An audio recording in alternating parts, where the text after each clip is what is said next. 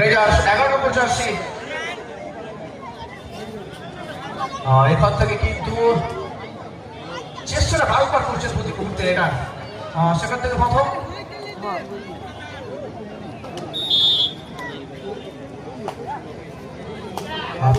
Red পূর্ব মেদিনীপুর তরফ থেকে 4 নম্বর jersey Raju এসেছেন। ডিফেন্স কিন্তু এই মুহূর্তে কিছুটা হলেও ওপেন উইংস এর মতন চলছে। অপর দিক থেকে হিল ধরার প্রচেষ্টা করছেন পশ্চিম মেদিনীপুরের ডিফেন্স।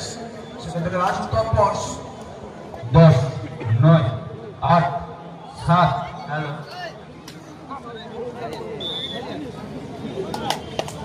আবারও রেড পশ্চিম মেদিনীপুর তরফ থেকে 4 নম্বর জার্সি